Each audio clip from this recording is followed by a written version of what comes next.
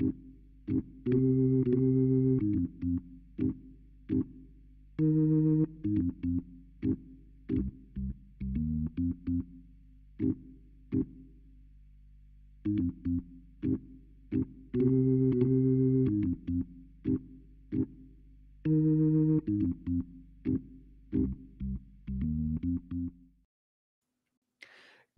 evening, everyone. I am Mark. We are on the wrong lead. Welcome. Thanks for joining us on a lovely Thursday evening. Um, I'm currently on screen when we're starting the show off, so you know something tragic has happened. Luckily, there's been some fun winter weather in the Midwest, and Josh has no internet, so he's joining us by phone. And I don't know, let's pull everybody in here, and we'll see if Josh's internet connection is functional here. Josh, buddy, how's it going? This sucks. I work for a university here in Illinois, and we get, as part of like our the university basically gives us a gift every year of basically a week of vacation off for free, basically. So we get the week between Christmas and New Year's off. So obviously that starts tomorrow for me. So today was my last day of work until January 3rd, and prepping for this right around 6 p.m. My internet decided to go out. And right now I'm looking at Caleb and Mark's blank looks, and I don't know if I'm just choppy as heck right now. I don't know if things are working. So I don't know. This is going to be fly by the seat of our pants here. I had Christmas music queued up. I had all the stuff set up on Stream Deck. I had a bunch of stuff ready to go, and it was all for naught. So what I'm trying to say is never try. Do the bare minimum. Because in the end, it's just going to be a disappointment. So, I mean, that is kind of our MO, never try, do the bare minimum, and we've succeeded this far. So, I mean, I don't know if that's a bad thing, right? Yeah, I'm sure the So, viewer is going to be disappointed compared to the just rigorous prep work they've become accustomed to us doing for the streams. The one fun thing about our streaming though is we do about zero prep work for all of these, but in doing that zero prep work, everybody steals the ideas we come up with. So they have now blown up for everybody else who's in the social space, and I don't know, we get to be that sort of founder vibe, right? But no, and because Josh's lovely internet, and also the fact that Delta's running during the day this week, I think Remy's off this week, or their meet's done or something. So no live wagering. We'll start that back up in the new year. But we're I still know. live wagering. No, we're still Oh, I mean, fighting I at guess Turfway. okay. Just saying the contest is going to take a little break here. So this is going to be all of our cash. Not that we don't have cash. Although, honestly, I would have loved to keep wagering contest money because I actually have money in that ADW, unlike my regular ADW. So you're saying you only make it profitable when you're contest wagering? Apparently. Okay, so Caleb, you got anything? You got anything starting here? It's actually we were talking about this just before we jump live, and we're like, oh, we should start it. Like, we should start the contest like 725. Like, me and Mark both love to play in the sixth race. We both liked the 7, and I liked the 1. They were both terrible, so quite lucky and fortunate that we did not make a contest bet there. That being said, we're in the 7th race here. I liked I liked 3 horses, really 2, and then 1's kind of a flyer. I like the 7 here quite a bit. Ramos with no Corrales in town. Ramos is the guy for sure. Looks to be drawn pretty well, getting a cozy outside post here. And the horse just kind of makes a lot of sense. I mean, ran second at a level that's a little bit harder than this last time out. Just he definitely fits. The 11's a horse in here that's obviously a bit of a connections play, but also he's 2 for 2 across the synthetic. That happened at Presque Isle, which is not quite as good as Turfway generally, but 10-1, you're not going to get that. He's sitting at 9-2 right now. But I do think that despite all of that, this is a horse that has some speed, should be forward, and makes sense. And then the last horse I did kind of throw in, who is taking some money, I'm surprised, is the 8 horse. This is a horse who has generally done very well at Turfway. He's coming in off of a Z pattern last time out where he got shuffled back real bad in the middle of the race and then kind of re-rallied to pass about 3 or 4 horses at the end. That was again that stakes race. This is probably a little bit softer company, and I think this is a horse that needs to get a better ride from a jockey who is also over on the meet. But if he can work out the right trip from here, I think he could be one that gets overlooked. But he is taking some money from the 12-1 morning line down to 7-1. So I like the 7 the most, and then probably the 8 and the 11 is kind of secondary plays. Yeah, so I actually found a price here, and this is, I know as Caleb said, we both would have been knocked out. I was trying to single into this horse, and so I'm now going, or sorry, double into this horse. So I'm now going to double out of this horse, and that's this 13 Poca Polenta. I realize the draw isn't the best, but this is a horse that's 4 for 9 at Turfway. Won her last out start at Turfway. Morning line was 10-1. Right now, the board seems to be saying 9-1. I'm seeing projected closer to 6-1. But this is a field full of horses that I don't really know if any of them want to win, and I definitely don't know if any of them really love synthetic, with the exception of the one horse that Caleb mentioned. So I'm getting a trainer that's 60% on the meet so far. It seems to be his go-to jock. They're 26% together in the last year, and a horse that is right off a win. I realize in a cheaper race, but I just need this horse to go to the front end and get real brave out there. And I realized the speed fell apart in the last race. That horse wasn't that good. But if you've been watching tonight, a couple of races earlier, speed did hold on very well. So I'm hoping that trend continues. That the speed gets real good. I see no way that this 13 doesn't make the lead, and I'll at least get my cheap thrill and get to cheer a horse to stay brave while he probably stops top of this, or she stops top of the stretch. But yeah, so I'm gonna just win bet this 13, and I'm playing a 13 over 411 double into the next. So Mark taking the Josh horse. This must be the end of times. Well, the interesting thing about this 13, at Turfway, I've been focusing a little bit on the late pace figures on horses, and although this horse wired on a really fairly slow pace here, and they gave it a 91 late pace on Brisnet, which is a pretty solid figure for this level. So it's interesting to see. It's going to be interesting to see what the tactics are on this horse. I mean, you've seen the horse rush to the front end. You've also seen the horse a couple of times routing where he doesn't get the front end. So I'm guessing that, like you said, Mark, that this horse is going to go get rushed to the front. I had 3 horses here in my now dead pick 5. I was using the 2 Barista, but then I remembered that Vinny just can't win. Period. I was interested in this horse because this horse looked to be in pretty decent form, is getting a short little layoff, and came back and had a nice work at Churchill. 47-4. So it looks like James Baker's got this horse prepped and ready to go. From what I've seen tonight, it looks like you want to be posted outside, and I just don't see Vinny, using his brain and realizing he wants to be outside. So I'm guessing he tries to save ground, gets stuck inside, and this might be a horse, depending on what happens, maybe is a bet back next time out if you get a little bit better of a price. I agree with you, Caleb. I think the 7's probably my top pick in this race, for kind of all the reasons that you had already mentioned. You get Paulo Lobo here, Joe Ramos, and these connections are winning at 50% the last 60 days. So it's going to be hard to kind of look past this 7. I did also use, I believe, the 8 in this spot. Tap Dancing Lady came back first time in a while on synthetic, and ran in that My Charmer Stakes race. Didn't do much running, but was also just a 1,000,000 to 1 in that race. They didn't really think much of it. But if you kind of go back and look at the other turf races, I mean, those turf races, or the Turfway Park races, excuse me, those Turfway Park races back from earlier this year, last meet, they seem to fit in here. You got 2/3 in the second here, a second in the Bourbonette Oaks. So I think Tap Dancing Lady here is going to be worth a look here. I saw 12-1 in the book. I'm trying to pull my ADW up on another screen, I'm doing so I'll see what it 7-1 is. right now, Josh. Yeah, Yeah, 7-1. yep. I Yeah. had that marked. I had that horse marked down for the exact same reasons you did. I mean, you can kind of cross a line through those three stakes tries at Turfway. I mean, that's probably classier than this one really wants to manage. And this optional 40 level.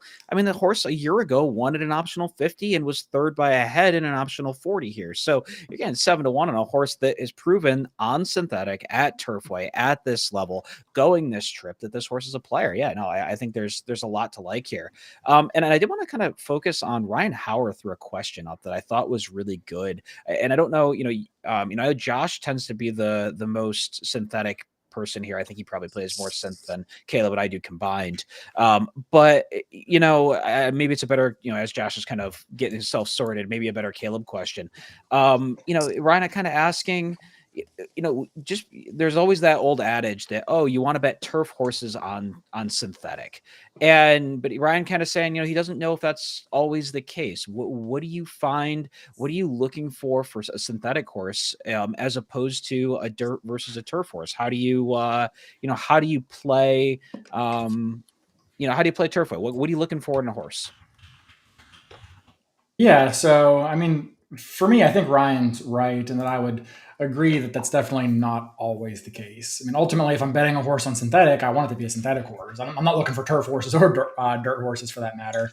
But I think that if you're looking at a horse that has never, if you're looking at two horses that has never run on the synthetic, and one of them has an affinity for turf, and one of them has done better on dirt, conventional wisdom would suggest that the one who has done better on turf is more likely to take to the synthetic than the horse that's done better on dirt. That's not always the case. They may not like it at all. They may both like it. They may both hate it. But in general, if I don't have anything else to go on, I'm not that familiar with breeding and bloodlines when it comes to synthetic. So I would probably, if I had to pick a horse, one that does better on turf, I would guess is going to do better on the synthetic. But I definitely think it'd be an overstatement to go ahead and just say, oh yeah, every turf horse likes the synthetic and vice versa. Because I mean, even among synthetic tracks, you can have some differences of horses who may like Golden Gate but hate Woodbine, and like Turfway and hate Gulfstream. So Yeah, there's definitely that case where not all synthetics are created equally. I know there's that Tapeta versus Polytrack game, and they do play slightly differently. So, and it's like I remember the old Hollywood Park used to play was its completely own thing because I think they had some sort of custom blend that they put in there. So, yeah, I think there's a lot of different. I do tend to, if I'm looking at a horse that's got both turf and dirt starts, I tend to lean towards the speed figures on those turf horses or turf starts more than the ones on the dirt starts. But I don't necessarily know if that's. I don't know. I think that the turf is a closer indicator, but I do agree with kind of where Ryan was leaning here. That sometimes there's certain horses that just really like synthetic and they don't like the other two. And there's definitely horses that like dirt and don't like the other two. There's definitely turf horses that do like other or don't like the other two. I think at a higher level, you're going to see horses that can handle more of them. They're a little probably classier, but yeah, I would say long way about getting to. It makes some sense, but it's not the holy grail.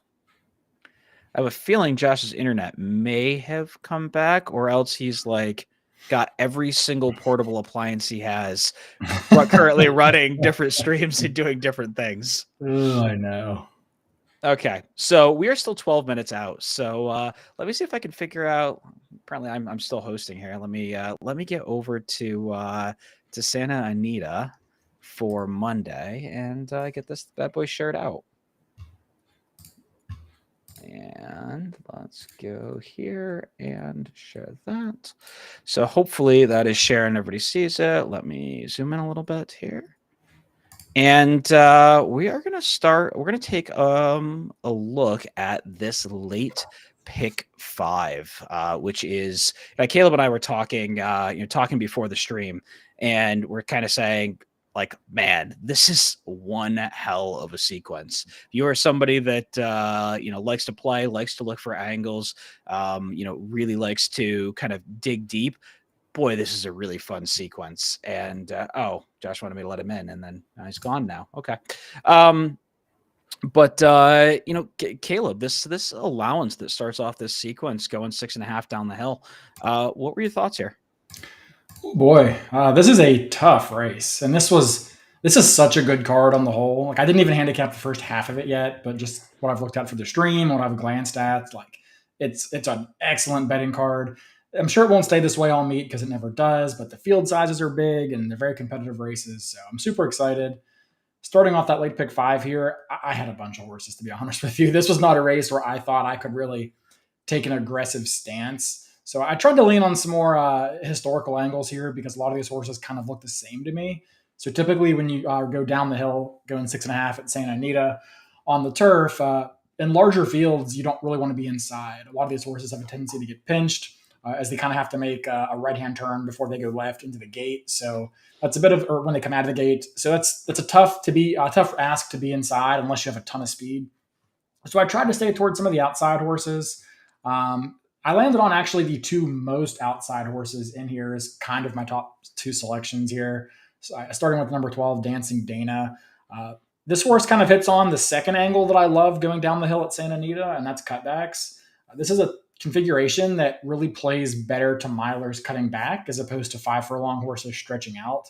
You don't often see a ton of those 5 furlong Del Mar horses come over here and be successful with this configuration. So I love the fact that the 12 horse has speed, is cutting back after finding a mile, probably just a little bit too tough and a little too far in the last two starts. Does have a win going 6.5. Well, that was out of the chute. That was not down the hill. But either way, I think this is a good spot for this horse. I think the post, I'm not worried about the post at this particular trip. You get a huge rider upgrade from Al Segura going up to Hector. Really think this horse can get the lead or sit just off and makes a lot of sense in here. The other one I mentioned was number 11, True Patriot. Similar story with the outside post and the cutback. This is a horse that I don't really expect to be on the lead or probably as forwardly placed as Dancing Dana. But with Juan Hernandez, you know you're going to get an aggressive ride. Abel Cedillo probably has not gotten this horse in the race soon enough in his last couple. But I think that the jockey change here is going to be huge. Juan gives his horse a more aggressive ride out of the gate. The best race, really came two back at that 6 furlong trip. This horse has proven to handle sprints as well as routes. But I think the cutback makes sense in here. And, the draw with the jockey upgrade is going to be pretty interesting to me here. So I like Yeah, those two best. I don't know where you landed, Mark. no, I actually landed my top choice was the same. It sounds like you're probably leaning a little 11 over the 12, or are you kind of using them both equally? Um, on figures, I think the 11 probably has the edge. I don't know, to be honest. I'm probably going to use them both equally, truthfully. Yeah, no, I would say my take was it was very, very similar to you. I did not like the 12 as much as you did, but I think the 11 made all the sense in the world. You're getting quite arguably, I can't think of a much bigger turf jock upgrade than going from Abel Cedillo to Juan Hernandez. And I think it's these are connections that Juan has really good, has really done well for. I do like the cutback. Horses run well at Santa Anita. Horse seems to be in pretty darn good form. So I thought the 11 True Patriot made an absolute ton of sense. And the other two horses that I was most interested are horses that are just a touch inside. But I do agree with you on that sort of outside bias, especially coming down the hill. Those are the 8 Big Beauty and the 9. We need Sweet Sassy in here for the Domia Toil. That was Now, pretty good. yeah, I mean I don't know that if it's was right, but I mean, you sounded it I mean out. I just threw it at the wall and figured I'd see if I could make it stick. By the way, yes, Josh, we do see you, and I let you back in. Oh, can So you hear I'm me not sure now if you though can or hear. no? Oh, we can hear you. Unfortunately, yes. Unfortunately, we can. Is it bad? Yeah. No, No, you it's sound fine. I great. was just making a joke at your expense. Um, That's how he rolls. So yeah, no, I like the big, I like Big Beauty. It seemed I didn't know what to do with Big Beauty. If did Juan get off that horse or did Pratt get up? But I do know Sadler and Pratt are absolutely phenomenal together. They're about 40% on the meet last year.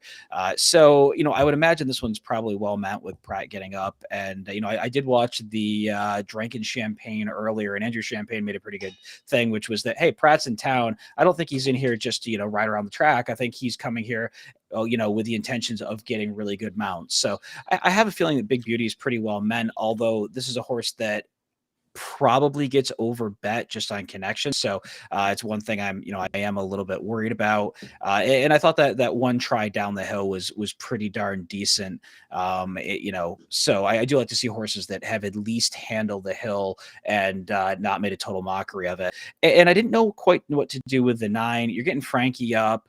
I hope that the horse doesn't take a ton of money. And I know there's kind of talk of Frankie being a little washed up overseas. He's lost a lot of the big barn mounts that he used to have, but I don't really know why he's in town because I didn't see any monsters he's on.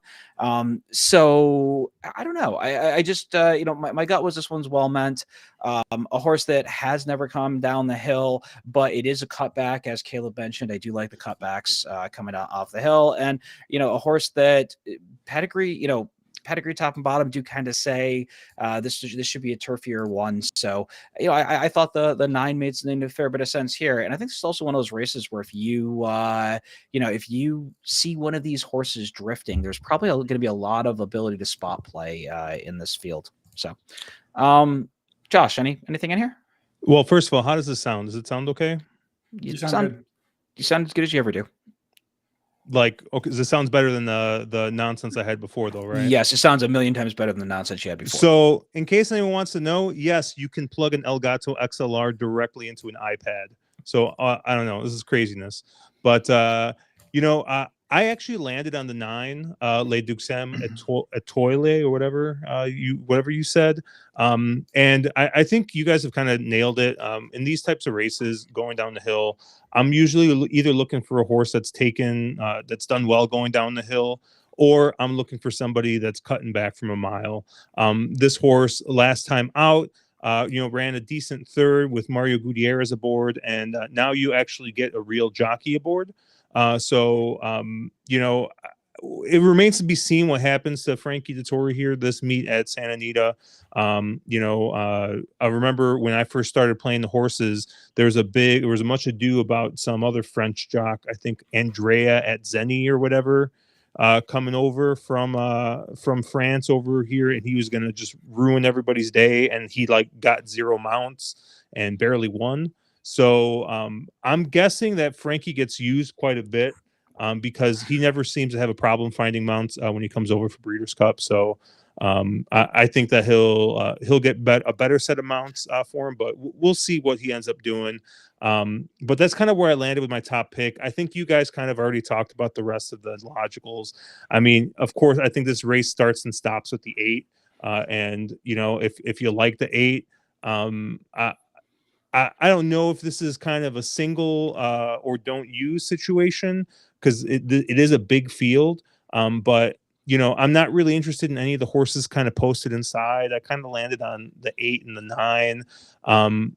Maybe a little interested in the 11 and the 12. I think the 12 is a little bit harder to get to just because the horses seem to kind of trailed off form. But if you also notice kind of the pattern, the pattern of the for lack of a better term, the pattern of the jockeys that he's gotten, kind of failed as a favorite with JJ aboard, then went to Flo, then went to Mr. Alzagor, and gets Turf God Hector Barrios aboard now. And if I remember correctly, he rode down the hill pretty damn well, and he gets the garden spot, the 12th post. So I don't know. I like the outside posted horses. We'll see kind of how I end up using it. I really hate to use 4 horses and include the favorite, but Big Beauty does look to seem a very worthy favorite here. Maybe you get a little bit of value on the 9, and maybe that's kind of like win bet territory. But I don't know. I don't think I'm not necessarily. I think being super creative in this race. So the only horse we didn't mention that somebody in chat mentioning is Dave is mentioning Ritter Dave mentioning Flame Magoon, the 1 with Ryan Cartolo up. Anybody have any like for this one? I mean, I know the post is not the draw that you want to be in, but can this one sort of oh,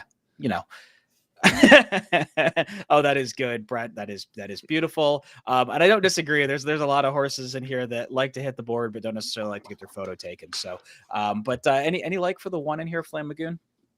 I think you said it best. You said the 1, and that basically means unless that horse is going to get out there and has got like all the speed in the world, I really don't want anything to do with the one. Yeah. So I don't know. I tossed basically immediately because of the post. I mean, Yeah. I didn't really like the horse that much, but I think I get where Dave's coming from with the one here, because if you look at it for a turf sprint, there really isn't that much speed, and it's kind of murky. I mean, there's a couple of horses that have showed speed at a mile, but probably don't have true turf sprint speed. So I can get why he might look at a horse like the one, thinking, hey, maybe this horse gets the lead. That's kind of why I looked at the two a little bit, because that's the horse that I thought might get the lead, but he's also drawn inside, which is not where you want to be. Like between the two and the one, I think they probably get similar trips and are probably going to be used for similar purposes. I'd probably pick the two over the one because I think the two probably is a little bit quicker. But I get where Dave's coming from, and I mean, if you think the one can get out there and make the lead, then that's being on the lead in this race is a very good place to be if you can secure position pretty cleanly.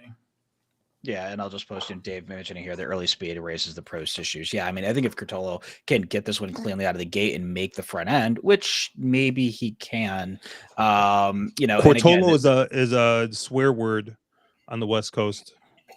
Is it? Yeah, you do not bet that. Yeah, I want nothing. I mean, that makes me like this horse even less. Yeah, I mean, I think there's an art, I mean, and I know, and Dave's kind of here mentioning that the two hated the downhill. Do you draw a line through that first time down the hill? I don't know.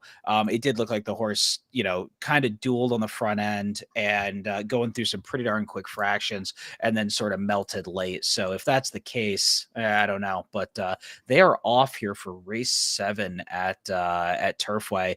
I know I'm on the 13 here with a pretty nice win bet. What do you got here, Caleb? I actually played a try here, I didn't like this 2 at all. So I keyed the 7 in a try with the 8, 10, 13, I believe. I might have one more horse in there. I forget. How the hell did this 13 go off at 3-1 off a freaking 10-1 morning line? Is this the freaking Keeneland guy that's making these lines? I just feel like I mean, I know you like the horse, and I respect the pick. I think the horse is usable, but at 3-1, I would never have that horse, even if he wins.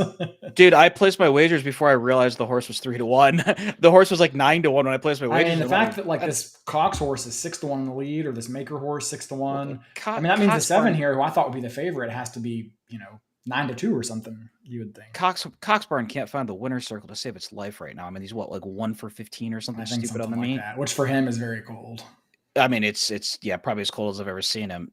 So now, if this horse coming off the rail, it looks like. I don't know. Both my horses are gasping for air at this point from the back of the pack. 7 found horse, but the 12 at 40-1 is going to boom the fuck out of everybody. Jeez. I'm glad I didn't get any bets in here. Yeah, I had a try with 7 I ran second, third, fourth with my try, but the fucking 12. Yeah, I had that horse nowhere. So okay, is that 12 coming up the rail, dude? You guys are way ahead of me. Oh, 12 won by about 5 lengths. Oh my god. Yeah, no one's gonna catch that 12. I like Josh on delay. This is fun, dude. It's really funny because I'm just like right now. I basically I got my PPs up here on the screen here. I have my iPad out. And here's the best part. I didn't tell you guys about my iPad. Everything is black. I can't see anything. All right. So that's why I have no idea. Like if I can only see myself, like the entire stream is black. I can't see chat. This is just incredible. Trying to get this. And I actually tried to tether my phone to my computer, and it just did not want to work. I don't know what's going on, so I'm relying on Apple Jank here to get me through. So Apple Jank, yeah, I think Apple Jank get you in this predicament, but no, Josh, is you on that 12 horse?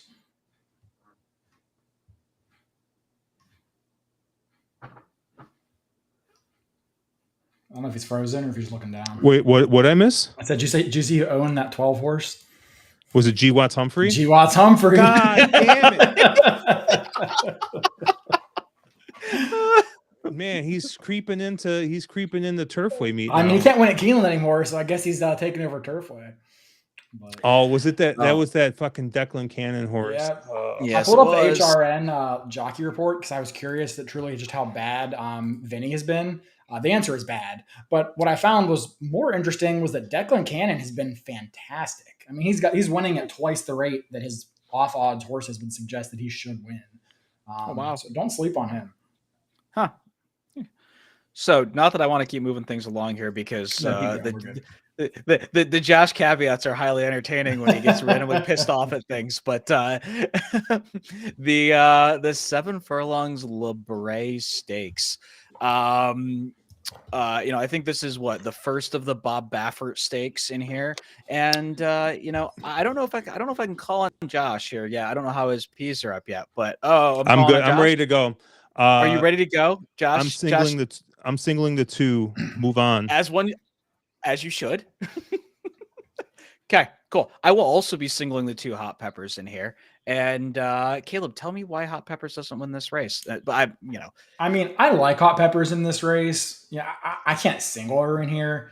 I think the first thing is at least time form showing 8-1 morning line, which I think is just terrible. I think this horse will. I could see this horse like vying for favoritism, like 5-2, but more realistically, I think she probably goes off in the 4-1 range. But yeah, I mean, I like her in here. I think she's a really nice filly. She's been facing off against the best in the division for sure. I think for me the question with her is 7 furlongs. She's going to get the lead. I don't think there's much question about that. But the two things that kind of work against her is I don't know that she's really better at 7 compared to 6 or even 6.5. And Baffert has 4 horses in this race. I mean, do we really think that Hot Peppers is going to get out there with a 2-length lead going 22-46 by herself? It's hard for me to like see a world where one of these Bafferts doesn't just absolutely burn it down, setting it up for one of the other Bafferts. So I don't know because none of the Bafferts look great to me. They all look kind of okay. I guess the 4 Midnight Memories is the one that looks the best. Overcame some trouble to win last time out and did win the first 2 starts of her career sprinting while passing horses, so not exactly going to need the lead type.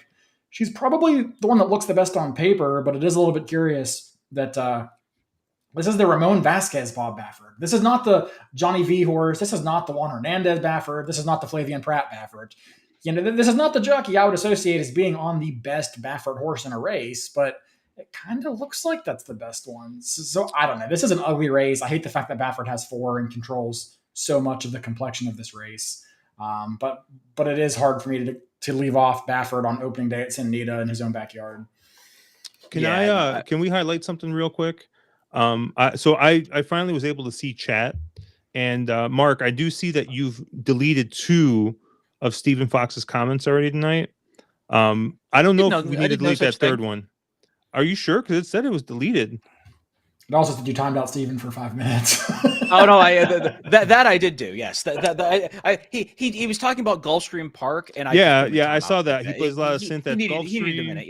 Yeah. There's a song by Joe D. Messina. Okay, I saw that. we're but now he says that Hot Peppers is more likely to miss the board than hit it. I took care of it, Josh. I took care of it. Okay. Okay, cool. Yeah, no. So no, I think I saw this race very much the same as Josh. I think Hot Peppers is your controlling speed in here. To what Caleb said, the Bafferts are the question mark here. I mean, my gut is that Ganondora is probably in here to go out and is the most likely to press Hot Peppers and to, I don't know, necessarily melt this down, but at least prevent Hot Peppers from getting comfortable on the front end. The one kind of head scratcher 7 furlong race out of Hot Peppers was that test, which was a real good good race where she got run down by Chi-Town Lady on the front end. But that's 7 furlongs on a bit of a slightly off track. I realize her Tommy said that she should handle it fine, but I'll give her another try going 7. Maybe this is too far for her. There's always that that consideration. I think of the Bafferts, Caleb here, Midnight Memory seems to be the Baffert that makes the most sense. But again, it's Ramon Vasquez, isn't that supposed to be like the other Baffert or the other Baffert or something? I mean, you would assume that Johnny V or Pratt would, or even Juan would be getting the top 3 and Ramon gets the 4th. So I sort of just a case where a little bit sometimes like these races on the East Coast on turf where Chad Brown has 3 or 4 entries where they just run their race, and if one of them shows up with their A+ performance, they win. Otherwise, somebody else, otherwise the best horse just wins it. And I think Hot Peppers is the best horse. And yeah, that is a laughably bad morning line on Hot Peppers. I'm expecting more in that 5-2, 3-1 range. But again, this is Santa Anita, Baffert's backyard, so Baffert could win 4 races on the card up to this point, and one of these Bafferts could randomly be 3-5 too. So real quick, just because you were mentioning this, and I'm kind of trying to readjust my setup here. You mentioned this earlier, or you're talking about how there's 4 Bafferts in this race, and there's the big old jockey carousel going on here. If you look earlier in the card, there's the same exact situation. There's this race. I forget if it's race 2 or race 4. There are 3 Bafferts entered, and it's like they got 3 different jocks on there. You got JV, you got Ramon Vasquez, and you got somebody else. And it looked like Ramon Vasquez might be on the best one, and JV might be on the worst. And I'm like, it's just like playing mind games with me. It's like, do I use the JV one because he's putting him on the best one, but that horse looks like crap? Like, it's really interesting what's going to happen here. Especially if he's going to start using Ramon Vasquez a little bit, who's going to be more local, I think, than the other jocks he's got using right now. Yeah, and I think my game is I play a lot of Saratoga during the summer where you do get those jockey carousel games where jocks are trying to get the win, they're trying to win the meet, in the worst way possible. So they're hopping around going to the best horses. And I think you see this at Saratoga. Sometimes you'll see these races where, oh geez, 4 jocks that are all in the race have all jumped to different horses. And at some point, if it stops making sense, you just go, okay, I'm going to ignore what jock's on what horse, and I'll just play the horses for what they are. And I think that's where I landed here. I agree. There's, I think although it seems like there's a moving carousel of Bafferts with the exception of Vasquez. So I'll kind of ignore it. I'll play the Pace Dynamics horse. I've always had a soft spot for Peppers, and I'll land with her on top. Anything else we need to talk about in this race? I'm just saying Papa Knight would be really upset with Caleb in this spot right now. For not singling the cheap speed. Yep. Okay. Well, I can guarantee you Dad would not use Baffert. So this is a 1.125 mile allowance, 72K allowance, sort of a little bit of the break before the with the aperitif before the main course of the last 2 G1s. I know personally I thought this was a super competitive race. I don't know, Caleb, you have any solid opinions in here? Oh, because we lost Josh. No, this race I thought was extremely difficult. I had 5 horses plus one of the AEs kind of written down on my first pass in here. I'm not going to talk about all of them. I thought it was an extremely hard race. You have horses that are shipping in, or that have shipped in rather, like number 6, Batya, who looks, like a nice filly, does really do her best running late. So the pace in here, maybe that's the place to start with the conversation, is the pace, because there really isn't much of it. The 2 horse is probably going to be your leader with Mike Smith. One first time out, setting some pretty pedestrian fractions. Did it impressively, but that was against California bred maidens, and now moves up into an open allowance. It's a big ask here. The only other semblance of speed I could really find was the number 10, who took 13 tries to break her maiden, but I kind of have a hunch this might be one of those light bulb kind of horses that just, when she finally puts it all together, maybe things click and she actually just, backs it up with another win. She was one of the ones I did include here, but it was an extremely tough race for me, and I really didn't have any strong opinions. I'm wondering if you guys have something a little more concrete. So Caleb, hold on. Caleb, I want to paint a picture for you real quick, all right? I know where this is going. All right. So it's the 26th of December, right? Right. It's getting late in the month, right? Christmas just came, right? Your old rich Uncle Penny bags, right? Your pockets are turned inside out. And what's the first thing that's on your mind, right? What's going to happen on the first? Rent's due. You got to pay the rent. It took me forever to find the Kent. You got to pay the rent, baby. You got to pay the rent with Kent here. This one Gold Dragon Queen. You know, I tried to make a case for this one so bad because this is Kent's only mount in the whole day, and so And I'm this is like, the kind man, of horse he wins on too. it is. How And but you know what, how hungover is Kent gonna be on the day after Christmas? dude, You need to I think have about no that. idea.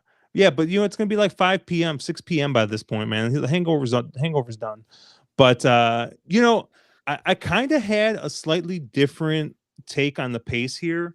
Um, you know, Brisnet seems to think that there is quite a bit of pace in this race, or at least quite a bit of horses that want to be on the front end. I kind of, you know, I'm kind of in between, between whether or not I'm going to believe what's on the paper with all these E7, or there's a couple E6s and E7 and EP6. You know, you got a couple of front runners in here. Um, but I don't know. I mean, a lot of these horses just do not really inspire a ton of confidence. And I think that's kind of why you ended up how you did, Caleb, where, you know, you're very, very spread in this race. Um, I mean, what ballet dancing looks pretty strong in here, but you know, looks about as strong as a horse that hasn't won in almost 7-8 months. But if you start looking at the rest of the field, all of these horses look exactly the same, with the exception of the maiden breaker, and that horse broke its maiden in state bred company. So who the heck knows what he even beat in that spot, or she even beat, excuse me. So I don't know, man. I had a really, really tough time with this race. Um, I mean, I guess you might just have to go with form in this spot, and maybe key around the Joe Bravo horse, the 7, my favorite daughter. You know, has a nice late pace figure there. You know, one at Del Mar going a mile in the allowance company, coming right back into another allowance race. You know, coming off 2 straight wins with Joe Bravo aboard, and you know, if this horse closed into a slow pace, has won on a fast pace, so even if the pace doesn't materialize in front of it, maybe this sets up for the 7, my favorite daughter. To kind of set up Vladimir Serin. When his horses start winning, he seems to keep winning. 23% when he wins the last race. So I don't know. I kind of reluctantly landed on the 7, my favorite daughter. But if I'm gonna go deeper, I mean, I'm kind of with Caleb. I might need like half the field here. Yeah, I'm similar. I'm 6 deep here. I have 3 A's. You know, I think Caleb mentioned Precious Baby, the 2.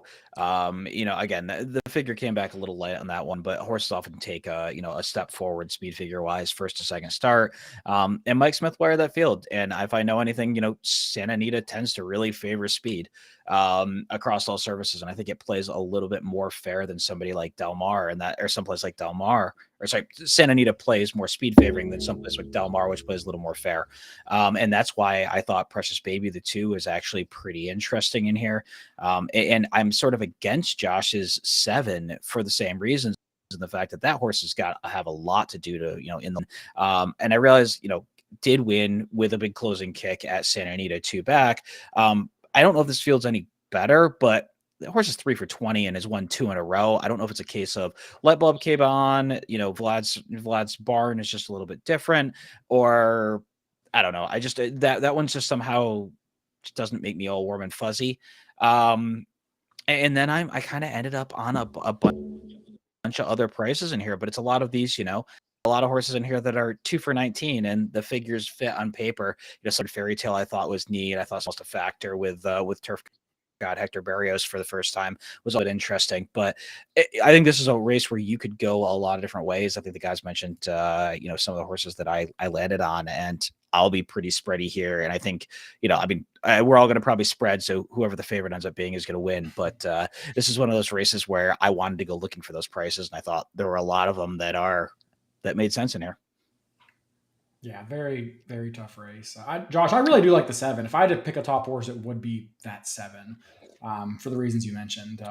But yeah, I think this is a race where I'm going to have probably 6 horses. Yeah, Dave brings up a horse to 14 and also eligible, who I think probably would be my top pick if he draws in. But that's kind of a big if. He would need a lot of help here. But that's a horse I think that makes a lot of sense for sure. And then Dave also brought up 2 other horses we haven't talked about. Number 12, Karakatsi. So this is one of the 5 that I would use. I'm assuming at least, Mark, you probably have this horse as well. It, Yeah, I mean the horse fits. I mean, ran second to going global 2 back, and then the horse makes a lot of sense. No issues there. And then he likes the 3, ballet dancing, who Mark you already touched on. Probably, I mean, what do you think? Ballet dancing probably goes off the favorite if the 14 doesn't draw in. So I actually didn't talk about ballet dancing. Didn't necessarily love ballet dancing for the same type of reasons that I was sort of against the 7. I just worried about this one having way too much to do late, kind of getting buried on the rail in a big field. And this is a horse that broke her maiden, and she's run okay, but I don't know what makes me feel like, oh, this time is going to be completely different than the last 4 starts. And I guess there's a lot of others in here, and when I feel like that, look at fields, I say, geez, what's different this time? I don't know. I tend to want to get real spready. But yeah, I would agree. Ballet dance. I think the line on Precious Baby is pretty bad. I think that horse probably takes quite a bit of money, given that the field this is one of those fields that there are a lot of here thinking question marks. I could see that horse taking a lot of money. No way. That really? horse looks shitty. There's no way you're gonna take a horse that just broke is maiden in a stink Who's bred Lone race. Speed? Who's Lone Speed by a mile? I don't know at about Lone Santa Speed. Anita. Who goes with the 2? Who? Let's take a look. Someone the 10's else the only horse. I mean, the 10's the only horse that can go. Briz has some bad classifications here with some of these horses, I think. I mean, the 10 can go and did to break the maiden last out, but I just don't think the 10 is as quick. I mean, maybe but I mean, I realize, I think it's a little different when you're talking maiden first out versus winners in a horse that took 13 tries to break their maiden versus a horse that took 1 try to break their maiden. So I tend to think that the 2 is just probably a little better. And I wouldn't surprise me at all if that one takes another step forward here, second start. So. Yeah, I do think the 2 takes some money. I don't think he's going to be anywhere near favoritism or anything. But 12 to 1 might be. It's a big field, but 12 to 1 might be a little high. He might go off 6 or 8 to 1. Yeah, my thought was 8 to 1. I agree with Josh. So probably ballet dancing the 3 ends up your favorite, but you're going to have a favorite that's going to be 3 to 1, 7 to 2 range. Yeah, this is a very competitive field. Yep. Any other stuff you need to hear? Anybody else? Pay the rent with Kent. It's always one. Okay, race 10. The other what? I don't know. There's only 2 Bafferts in here. Yeah, only 2 Bafferts in here.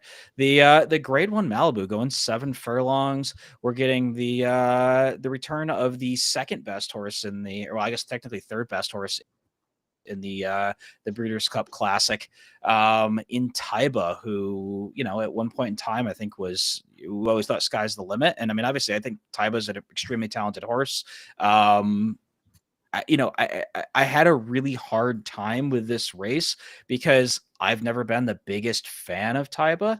And I don't know, does Taiba really want to cut back to 7 furlongs? Is that really what Taiba's been screaming out for all along? Yeah, can Taiba win this? Of course. Is he probably the best horse in the field? Yeah, probably the best horse in the field. But I thought this was one of those races that I could see just Taiba not, needing a little bit more distance and not quite having enough to get it done. I thought like a Forbidden Kingdom or a Messier were horses that I know this is probably more distance that they really want. Thought both of those made a fair bit of sense. And I also sort of somehow kind of have a soft spot for Apprehend, the 3 in here. Horse that is 2 for 2 at Santa Anita. They were going too far in that last out race to see a Park Derby. And that 8th of October race, the time form fig on that, and honestly, the Bears speed fig absolutely screams off the page. That was a monster effort. Horse had every right to bounce off that. And I wonder if a little bit of cutback off going too far last time out, and having that extra race in there, if the 3 doesn't take another step forward and isn't kind of a major player in here. So I thought there were a lot of, I realized that Taiba takes all the money in here more than likely, but I thought there were some interesting alternatives if you're not the biggest Taiba fan. Whoever wants it. All right. So Mark, are you a fan of Christmas movies? No, I hate them. You don't like Christmas movies? Caleb, do you like Christmas movies? Yeah, I like them. Yeah. What's your favorite Christmas movie? Um, Honestly, for the old school animated one with Snow Miser and Heat Miser. I forget what's it called. The Year Without a Santa Claus. Hmm. Well, I know a lot of people's favorite Christmas movie is actually a movie called Die Hard, right? So we're going to talk about a little horse caught here, named after the plaza in Die Hard, Nakatomi Plaza, where Hans Gruber Ah, gets just I tossed I over the love. exactly edge where you're here. going with that. God, what an Um, ah. and I'm kind of digging Nakatomi in this spot. This is definitely going to be a huge step up in class for Nakatomi. But if you kind of look at this horse's past performances, it looks like this horse has actually been improving. And I ran the best race of his career at Keeneland, going 6.5. So seven's not going to be a problem, and it's going to kind of just sit off. I think what's going to be the two pace setters in the one Forbidden Kingdom and what was it, the 9 Straight No Chaser. So I kind of think Nakatomi gets first run here, and I think if anybody's going to be able to beat Taiba, it's going to be Nakatomi sitting there. I'm not sure about Taiba in this race just because.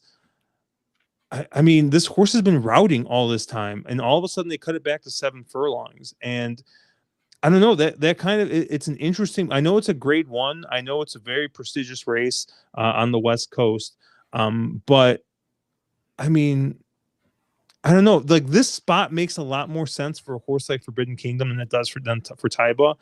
Forbidden Kingdom is just completely off form. I really, really wanted to like Forbidden Kingdom in this spot. If I was able to kind of cross out the last I don't know, 3 races, which is all of the races since the San Felipe. Yeah, like, of course the horse would fit, but the horse has come back. The horse has tried to do some sprinting and has just not looked good. Has gotten out on the front end and is just, not done well. I mean, I guess the last race looked a little bit better. Finished third by basically a length, I think. But I mean, what, got beat by Ginobili? I mean, everybody in the, like, who on the, like, if you get beat by Ginobili, you're just not a Grade 1 horse. So, yeah, I don't know. I had a hard time with Forbidden Kingdom. I know PDT loves that horse, but yeah, I don't know. I was just trying to look for an outsider in this spot. Wesley Ward shipping in from the East Coast with Nakatomi. That's kind of where I landed on the alternative outside of Taiba. Um, we'll see how I end up using Taiba as I kind of look closer at my ticket and who I kind of have on top here. But if I got a lot of chalk and I got to kind of toss a horse, Taiba, I think this is a weird spot. Like, all the figures make sense.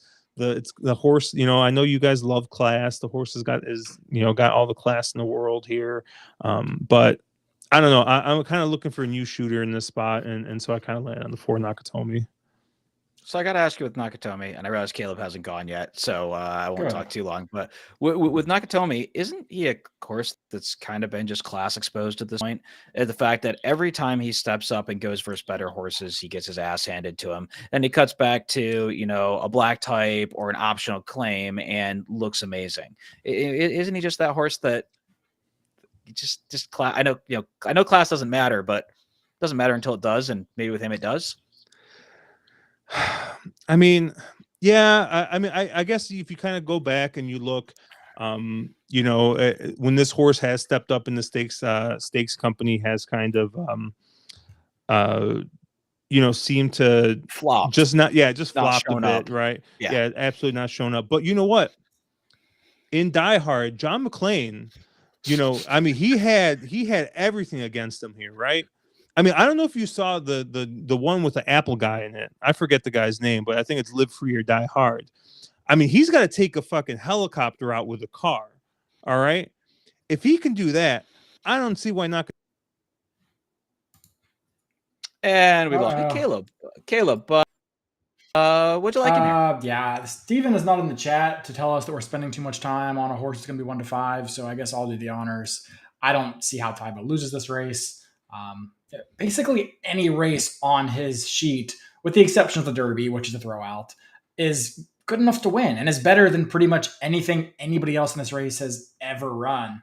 I just think he's much the best. I agree with Josh. It's a weird spot. I don't know what to think of the cutback, but it is Zidane Racing Stables. Maybe they're making a push for 3-year-old of the year Eclipse Awards, given that Epicenter's done, and it seems to be an award that's potentially up in the air. I mean, maybe they just want to scoop in and swoop a nice purse at the end of the year.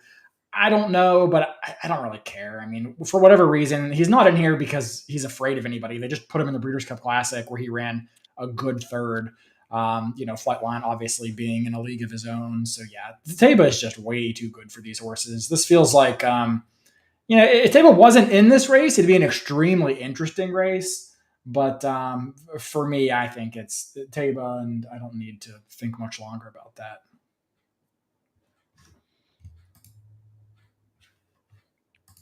Josh, I realize we're in like a whiteout at Turfway, and Oh shit, are we on? I any forgot other to any get other it thoughts? in. Yeah, Oh, we got a minute. I can probably. get a real quick a get out bet. Oh my god, 3-5 on this 4. Oh, and there goes Josh again. Yeah, 3-5 on this 4 seems absurd. Even though the horse was the sort of obvious horse in the spot, but hasn't worked so far tonight. So I thought the 3, and then if I'm really going to reach the 5 and 7, looked a little bit usable. I was 4-11, and that's all I could get to. I felt like I was just really stretching. I mean, I know they don't run them on paper, but on paper, this 4 should win by as many as he wants. Oh, excuse me. Okay, let's see if we have one Josh Rodriguez back. Look at Josh. I'm just all I'm saying is that I was really Christmas angle. Okay, you guys. You had all these Christmas. Hear me or no? Kinda. You're cutting in and out now.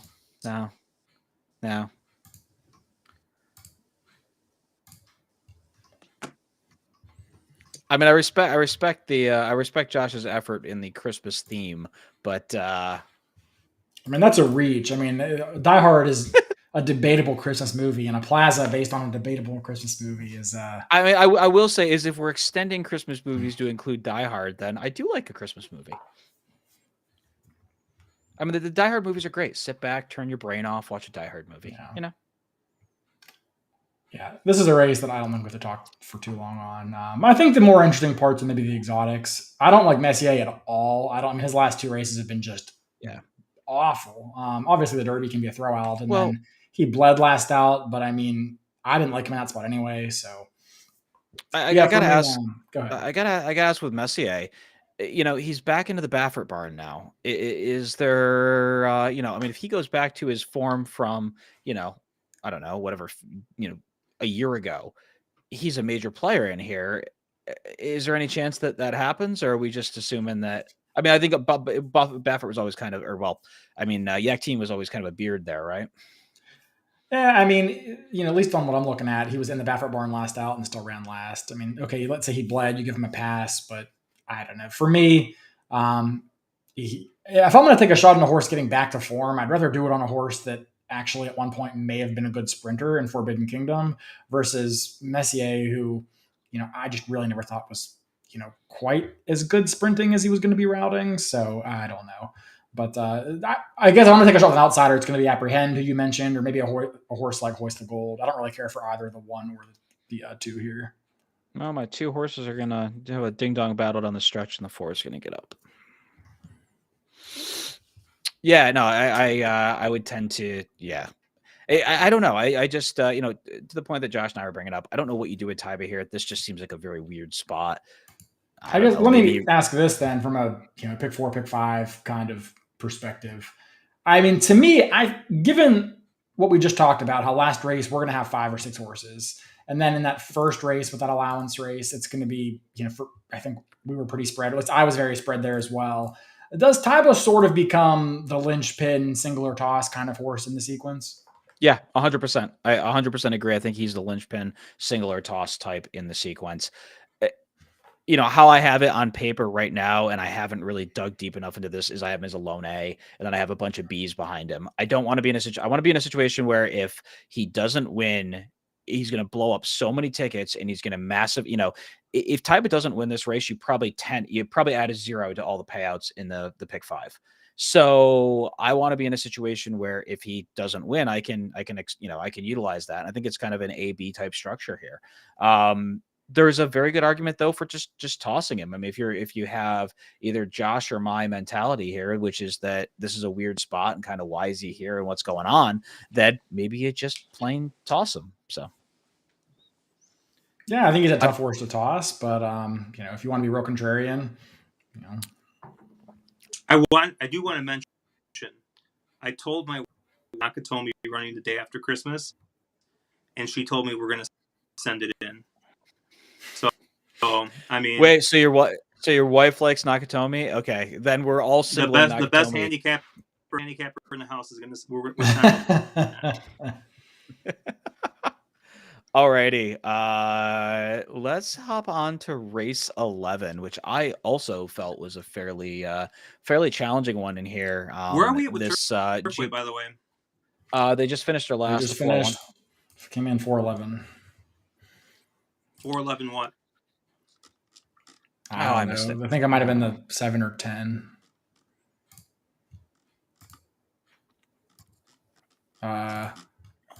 411 1076 for me. Okay. So race 11, the grade 1 American Oaks. I don't know. Again, Caleb and I were talking about this. I always remember this race as drawing better fields, and Caleb kind of was implying that it tends to be a weaker grade 1. So knowing his memory is better than mine is. Again, another race that I had a tough time with. I think the most interesting horse to me is the 9 in here, Salamia, the Chad Brown horse, 1-2 in a row. Look, and I think there's, the old adage, if it's Brown, it's live kind of a thing. Chad's shipping this one across, over to, to Cali, and he's historically done very, very well when he's shipped into Cali. So, I think Salamia made a lot of sense in here for me. And the other two horses that I liked were Ray Moon, the 1, the D'Amato horse that Juan Hernandez stays up on. Horse 1-2 in a row, seems to be in pretty good form. They're getting a real class test here for her. She's stretching out. Pedigree doesn't say that she's going to love the stretch out, but she's been a pretty damn decent horse and loves hitting the board. So if you don't love her on top, I think you have to at least like her underneath. And the other horse that I was a little interested is the horse that Rosario sticks with, which is the 2 Sparkle Blue for Grand Motion. A horse that definitely has the pedigree that says this should be a good trip. I thought that Valley View at Keeneland was a pretty darn nice race where she held off a late charging California Angel to Caleb and my dismay, as we are both idiots and keep betting that horse. But I thought she also made a fair bit of sense in here. So where did you guys see it? Josh, I don't know how your internet's holding out. So as if it's Brown, flush it down. Pretty sure that's the saying. So I think it's not a Christmas movie. I haven't seen that one. No, it isn't. But so here's it, right? No one wants to cook, right? So people just order out. I'm just Bianca. If I did that, I prefer this, Josh, where we only get every third word because and then he just randomly freezes. Yeah, then he felt like it was something real creative though, so I'm disappointed. I am too. This is the preferred Josh because we get less Josh, but also I know he like wrote these all down and had the one-liners nailed, and now he can't deliver them, and I am a little sad about that. Yeah, is this any better, or is it still all laggy? It's okay good for now, but it's in and out. All right. Well, long story short, I'm going to take the 7 Skims. Skims? Okay, cool. I also thought some Skims made quite a lot of sense in here. Yeah, Skims looks all right. What'd you have, Caleb? I love the number 6. Mise en scene? I don't know how you say it. Mise en scene. Mise en scene. However you say it. I actually like this horse in the Breeders' Cup, and I had money going through this horse. And she didn't run poorly. I mean, she ran mid pack in a race that was, an Italian controlled things up front, and then Tuesday ran her down. But she's just not as good as them, especially as a 3 year old. It's whatever. But the thing I loved about this horse was that watching her replay two back at Great Yarmouth on September was the stretch out seemed to really wake her up. And even though she lost that race, second by a nose, it was a 13 horse field. She did all the dirty work up front, looked beat, like completely beat, in the stretch, and then dug in and was re-rallying up the fence and just missed. I think they finally figured out that this horse really doesn't want to be a miler and wants to go long. And I think that, this is the perfect spot. That she did better going long in the filly and mare turf. I mean, better than she did in the juvenile for sure. But she's just not quite as good as some of the horses she faced off against, like Tuesday and Nashua and Italian, who are easily the leaders of that division. I think that the stretch out here and what has been a pretty soft field, and historically soft field, you're kind of getting the B and C tier Chad Brown horses. You're getting the takeout reducer Pizza Bianca. And then you're kind of getting some other horses that just, the local horses don't seem very good. I think the number 6, mise en scene or whatever it is, looks, really, really good here. And I'm going to have that horse could potentially be a single for me if I decide to get cute around Taba trying to beat him. But if not, then that horse gives me a ton of leverage and I'll have a big double going from Taba into this horse here. So you're just basically taking the music. I'm just going to tell you, I did not sit here and struggle for an hour to be on the last fucking race. This is ridiculous. I like Angry Josh. Angry Josh is my new favorite Josh. That's right. Angry, frustrated, without internet Josh, who's a little bit tipsy. This is the best Josh. Josh living his true life. Yeah, no, I thought this was a real, again, this I had a tough time with this race. And I even tried to make a real deep dive case for Oakhurst the 4 at an absolute bomb of a price. If with Turf God Hector Barrios. So I thought there was some real interesting horses in here. And again, Oakhurst is more of a why are you here? And I have to really squint and go way back kind of horse. But there was a point in time where we thought Oakhurst was a pretty legit horse, and she just sort of never developed. So maybe out west she does. And then again, you have some Euro invaders in here. Bell Street Birdie actually is pretty short in the morning line after winning that red carpet off last out. So interesting betting race, pretty competitive affair. I don't think there's any monsters in here. I agree with, I think Caleb said this is sort of that BC tier of this division, but makes for a fun race, makes for a fun betting race. So anything else we gotta? I want to touch on, I kind of agree with the horses we've talked about, the 2 and the 7. I think both look good in here. I don't like the Chad Brown. I don't like Pizza Bianca. But the one horse I wanted to touch on is the 5, Bell Street Bridie. Yeah, I thought Bridal, then I thought Birdie, and my brain kind of melted for a second. And I'm like, it's neither of those two.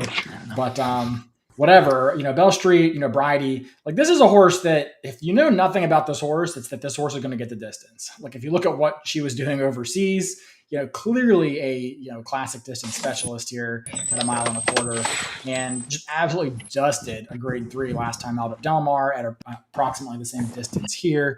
So yeah, this is a race that there's not a ton of obvious speed in here. You do have some stretch outs, but again, you're getting Mike Smith on a speed horse on the turf, which he's been surprisingly really good at. This horse came back with a big figure, loves the distance. After my pick earlier, who I talked about the 6, this would be my second selection. I think this is a horse that you probably don't want to leave off your ticket. Yeah, I didn't know what to do with this one, and there's a few of these other horses in here like this where, the last out race was really impressive, but yeah, no, honestly, when 4 for 13 lifetime seems to have kind of been figuring it out. Yeah, I think the one makes that horse, makes a fair bit of, or makes quite a bit of sense.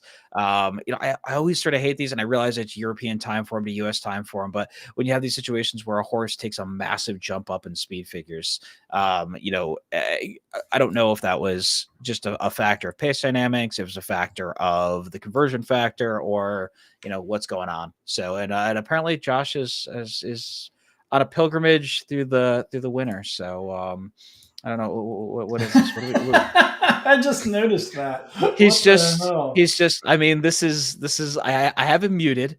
Hopefully, he realizes he's muted because the wind noise was killing me. But yeah, I mean, this is way more interesting than Bell Street Briddy. Josh, is it cold out there? It looks cold. Very cold. Did you Oh, unmute me? Yeah, I unmuted you. Yeah, you're good. Yeah. So, what's the weather right now? It's a -3 right now. Whew. I'm outside Woo. searching for internet, like my ancestors on feet. Seeing if better By the way, signal. your signal quality improved like tenfold outside. So, what's your take on Bell Street Briddy? Dude, I just still can't believe Caleb took the fucking chalk. There are like 15 horses in this race. He's not the And chalk. you took the one that ran in the fucking Breeders' Cup. The Chad Brown horse is the ridiculous. favorite. The fake Chad. The fake Chad. Were you giving me crap for taking the fake Chad? I did like a fake Chad. I did like so, Caleb. I did want to get your. I wanted to get your opinion on the 6 real quick. I always have a hard time when this happens with these horses who see. I was looking to see who was going to set the pace in this race, and when you look at the 6 on Brisley, pace figures are huge, but I feel like funky shit with the pace figures in these longer turf routes, especially horses. Because like what I don't have the PPs in front of me obviously because I'm out in the snow. If I remember correctly, like kind of sat in like 5th place, right? Kind of off the. I don't necessarily remember the pace being that fast. So with those pace figures being that, looks like the fastest horse early, but I mean, who do you think gets the lead in this race? So I do think the 6 will be forward. I think that those pace figs, I wouldn't look at those and be like, yeah, this horse gets the lead for sure, because I think as a function of tactics, that's not going to happen. But In Italian was carving out some pretty serious splits in the Breeders' Cup, and this horse was, 4 lengths off, so not really up there, but you figure they ran a 46 and 1/2. So you say she ran 47 to the half, going a mile and 3/16. I mean, that's like, you'll never see that at NYRA ever. So, I mean, those were legitimate splits. And I think, like I said, as a function of tactics, I think probably the 5, Bell Street, Bridie, or perhaps one of these other, horses that are kind of stretching out from the flat mile might try to go a little bit. But I wouldn't be surprised to see the 6 sitting 2nd or 3rd. I made a huge mistake by not putting hands are freezing. And as you can tell, my glasses are foggy here. So You don't even look cold.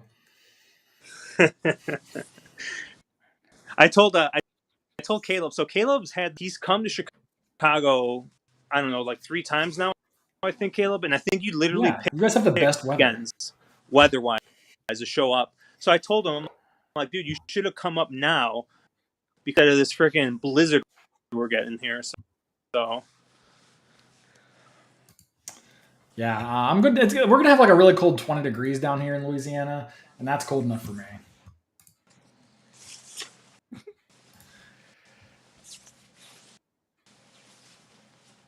Alrighty. So, apparently Josh is back from the blizzard. I will say that 6 below is, that's not that bad. It's not so cold. I mean, I don't know what you guys are complaining about. Javon, next time I'm out in Cali, I will hit you up and we'll go to Los Alamitos, watch some quarters because Orange County has the best racing in the country. And I don't know, got anything else we need to talk about? I know you guys were talking about probably doing a stream maybe on Monday, do some sort of live stream, cover some of the Santa Anita card. I will be skiing, but is that still the plan? Well, we'll see. I know Caleb and I talked about it. I did campaign. He's also going to be out of town, so it's really up to get somebody else to sacrifice family time to be a degenerate Christmas. But hopefully I'll know by like tomorrow. We'll set up a time, but I'm planning on hopefully doing something that we'll do Sunday. But it might just be for a couple of races, or it might just be like for the late portion or something. Cool. Anything else we need to talk through? I realize this has been one gigantic cluster of a stream, but highly entertaining for me. Uh, yeah, everybody, happy holiday. I already Oh, walked outside. All right, I gave you Nakatomi, with the fucking Christmas movie reference. Kent, the first of the month. I went out for a walk in the -3-degree weather. I mean, I'm trying to do everything I can when I have no internet. So Josh clearly does not know what to do with himself now that he doesn't have internet. It's like Josh's like, I have to. What do I do? Like, or something on PS5. I don't know. So already everybody, happy holidays from On the Wrong Lead. Stay tuned to Twitter. We will keep you apprised of what the situation is for Monday. I know Josh had really wanted to do a stream. I bet more than likely that somehow ends up happening with I don't know, we're pretty good at finding a third. And until next time, good luck at the races.